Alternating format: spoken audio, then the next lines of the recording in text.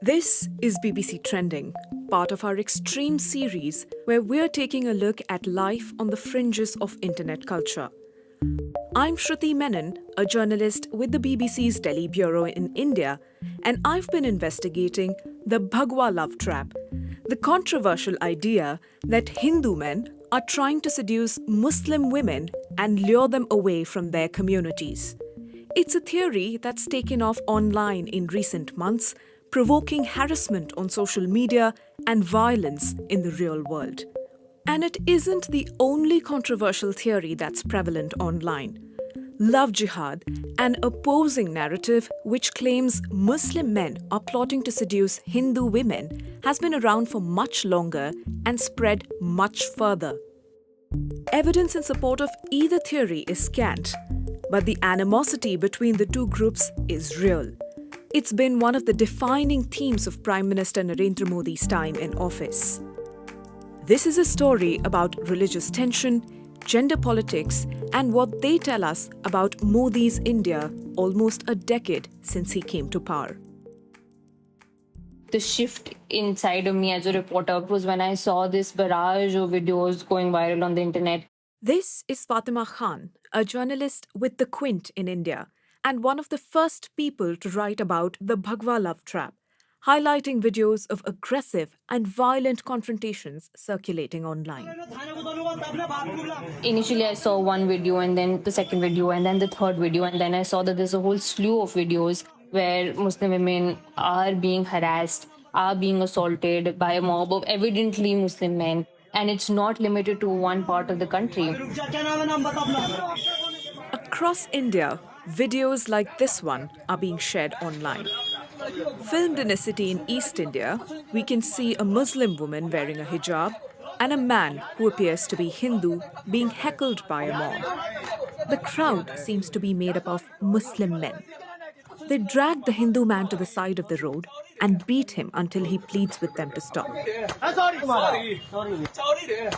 The exact circumstances of this video are unclear, but it's been posted, like the others, with the same hashtag, Bhagwa love trap, the idea that Hindu men are trying to entrap Muslim women and either marry them or abuse them in some way.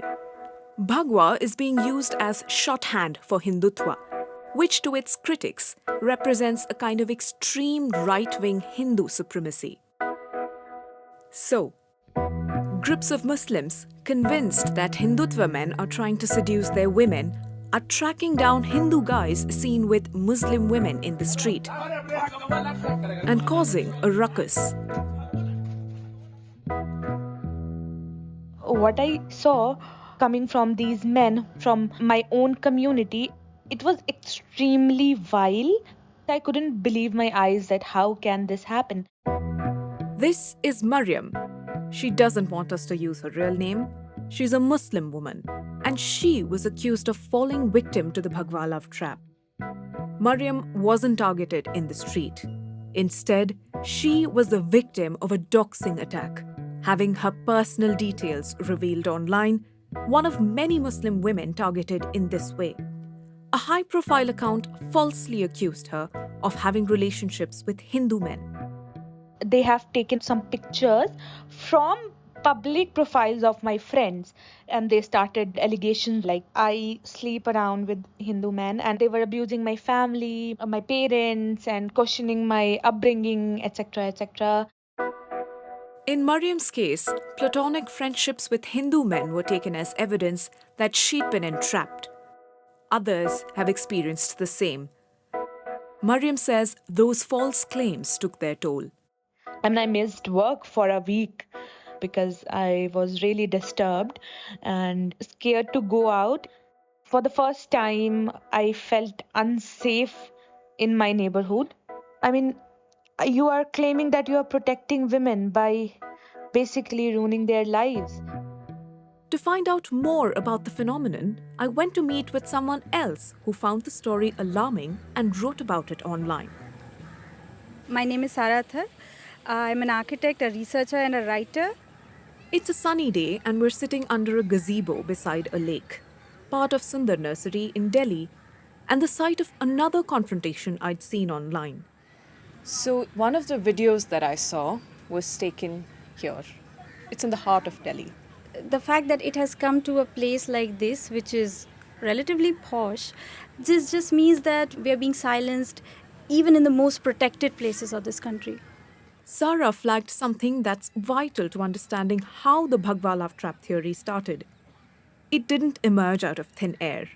It was triggered by another set of videos circulating on social media. There is a very real threat here. There are speeches that keep coming out of Hindu nationalists where they're saying we have to marry Muslim women. There are even videos where they're saying that we'll give rewards to people who marry these Muslim women. That's the uncomfortable truth at the heart of this story. There are videos online showing leading figures associated with Hindutva actively encouraging Hindu men to pursue Muslim women, exactly as the Bhagwa love trap theory claims. In this clip that's gone viral on YouTube, we hear a 2018 speech from a member of a far-right Hindu group saying, "If we want to weaken the Muslims, we have to target their daughters." And then there's this video. This is Yogi Adityanath, then a mid-ranking politician, speaking 16 years ago. You can hear him shouting, "If they take one Hindu girl, we'll take at least 100 Muslim girls." Today, he's the Chief Minister for the state of Uttar Pradesh. And he's a member of Prime Minister Narendra Modi's party, the BJP, which openly subscribes to the Hindutva ideology. We asked him if he still stood by the statement. He did not reply. I wanted to speak to a Hindutva leader about what I'd seen. I've come to Greater Kailash, a posh locality in New Delhi, to meet the working president of Vishwa Hindu Parishad, a Hindutva group. His office is in the basement of this old building. Let's go find him.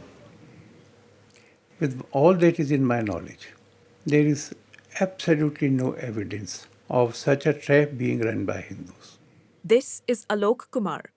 Thick white hair, salt and pepper mustache, and more softly spoken than others in his organization. He's an elder of the Hindutva movement and thinks the Bhagwa love trap theory is nonsense. I would say that all are some fringe people making boisterous claims. The perpetrators of this theory, the Bhagwa love trap theory, are basing this on statements made by Hindutva groups at various points by various people. Like in Islam, like in Christianity, there may be some extreme fringe groups which say and do things which are not normal. All the evidence is on thin ice, and there is no evidence that that has been backed up. Before Mr. Yogi Adityanath was the Chief Minister of Uttar Pradesh, when he was a member of the parliament, he said something to the effect of, if they take one Hindu woman, we should take 100 Muslim women. These are not fringe elements. The statement attributed to Yogi, I am not aware of that, and we would not do it. Our tenets of our religion do not do it. Alok Kumar says he hasn't seen the Yogi Adityanath speech, but that either way, videos like these do not represent the Hindutva philosophy. I wanted to speak to some of the people actually promoting the Bhagwa love trap theory. So I reached out to several accounts pushing the videos online. And the owner of one account, a Muslim man, agreed to an interview on the condition of anonymity. So this is an actor's voice. This has been going on for years. Hindu boys befriend Muslim girls and entrap them in love. When they've had enough, the Muslim girls are forced to suffer. I asked him how he thought Muslim women could end up in relationships without their consent. In most cases, the Muslim girls are brainwashed. They are caught in a trap. It's a conspiracy. That's what I'm talking about. What is the evidence that you have to prove that there is a planned conspiracy of Bhagwa love trap that is causing this. When someone does something deceitfully, then there is usually a plan or conspiracy behind it. If you don't believe this, then that is up to you. But we see it like this. During the interview, he gave us some examples of the Bhagwa love trap playing out in the real world. For example, a Muslim woman who married and was later killed by her Hindu husband. When I checked, the tragedy didn't fit with the conspiracy theory. She hadn't converted to Hinduism, and police reported the killing as a domestic dispute about money. I looked into the 4 other examples he gave, and none provided evidence to suggest a conspiracy at work. But he did say something I found interesting. Isn't it a bit far-fetched to say that this is all a planned conspiracy against Muslim women? You have to understand how hostile the environment is for Muslims in India at the moment. It's a point that will resonate with anyone who's been watching Indian politics over the last decade. Hindu nationalism has been on the rise, and many Muslims claim they've suffered as a result. Long before the Bhagwa love trap theory rose to prominence, there was love jihad, the opposite idea, much older and much better known. Love jihad claims that hypersexual, hyper-aggressive Muslim men are luring Hindu women away from their communities. It's been pushed by Hindu nationalist groups for years. Independent investigations by Indian news outlets, NDTV and the Indian Express looked into a string of alleged cases of love jihad in Uttar Pradesh and found no evidence to support the theory. The central government doesn't record the number of interfaith marriages in India, but I spoke to an NGO that helps interfaith couples register their marriages, and they say they haven't reported a rise in the number of couples approaching them recently. Either way, the love jihad theory remains popular.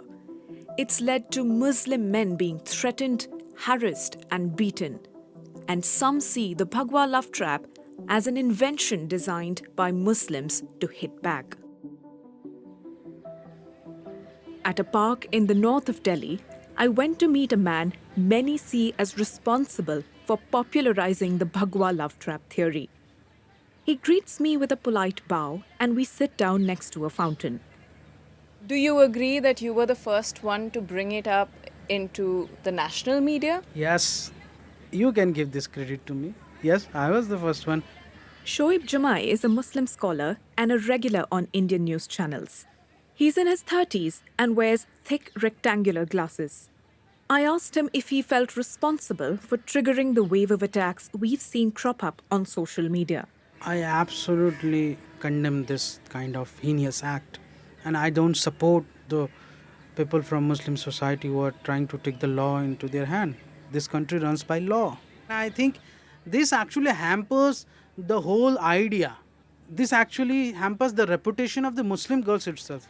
So he disapproves of the attacks and the doxing. But on the validity of the theory itself, Shoaib is in no doubt. Lots of Hindu organization actually propagating these ideology. It is a crime. But aren't you fear-mongering or causing this No. fear that Muslim women are being brainwashed? Definitely not. It's a very real, serious concern, and it should be the concern of the government also. I wanted to know what Shoaib made of the other side of the argument. Whether he thought love jihad was a real conspiracy too. They have tried to put up some of the cases in the name of love jihad. But in the police investigation, in the media investigation, it was turned out to be a false. It was the rumors. You don't believe that it's a real thing. Yes. Similarly, Bhagwa love trap, is there real evidence? The concern is real, and it will spread further and further if you can't stop this right now. For Shoaib, the Bhagwa love trap is real, but love jihad is a false conspiracy theory. Back in Greater Kailash, I put the same thing to Alok Kumar, head of the Hindutva organization Vishwa Hindu Parishad.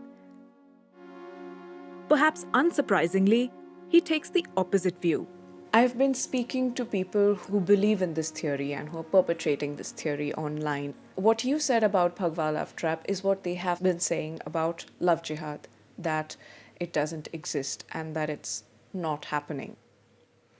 When I say love jihad, I do not mean that there is an infrastructural command structure maintained at the national or international level. It is a lone wolf thing. But there is a large section of Muslim men falling prey to it in the way of their religion, to lure Hindu women into their trap. For Alok, it's love jihad posing a danger to women in India. Bhagwa Love Trap is the fraud. None of the evidence I've seen on either side provides confirmation of a widespread conspiracy actually being enacted on the ground.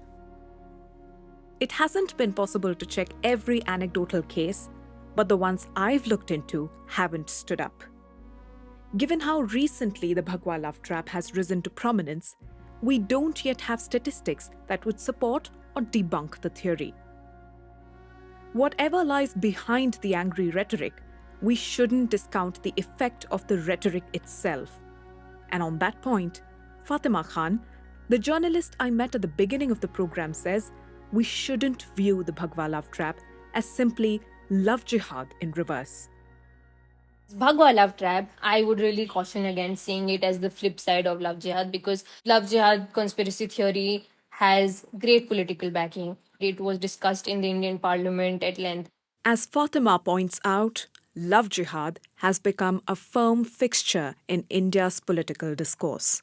On the other hand, the Bhagwa Love Trap, as it is called, it is a fairly nascent conspiracy theory. It's something that doesn't have political backing at all. It doesn't have religious political backing either.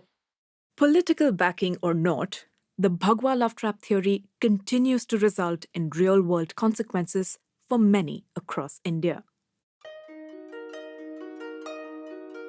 That's it for this episode of BBC Trending.